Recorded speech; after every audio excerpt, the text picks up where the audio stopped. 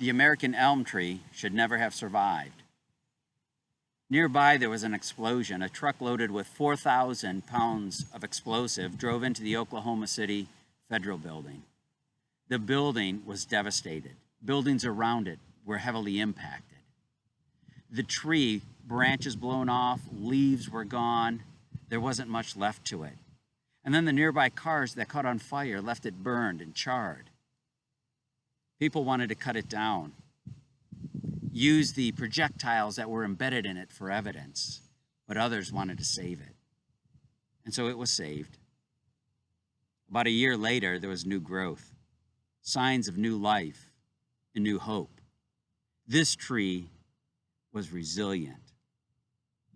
Today, the tree is standing and it provides extensive shade in the middle of a museum-type area to remember the bombing, but also to remember the hope and the resilience of the people.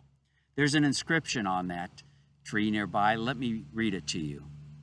The spirit of this city and this nation will not be defeated. Our deeply rooted faith sustains us. This tree is a sign of hope.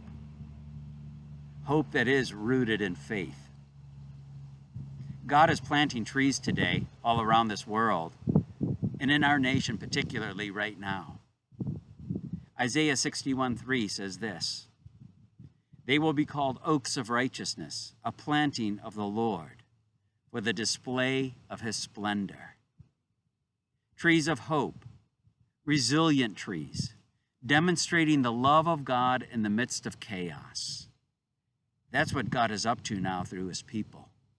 And now his people have to live into it.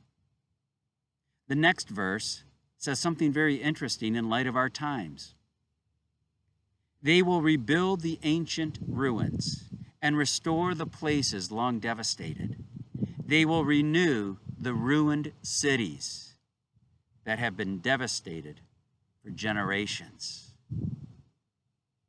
Things have been going wrong in our country for generations around this very issue today. About 150 years ago, a war was even fought to settle the issue. But we're still battling things today. In the midst of it, may we be the church that stands up and is a demonstration of the Lord's love, hope, and resilience. May the people of God be here as a display of his glory. Church, keep praying, and let's be the oaks of righteousness.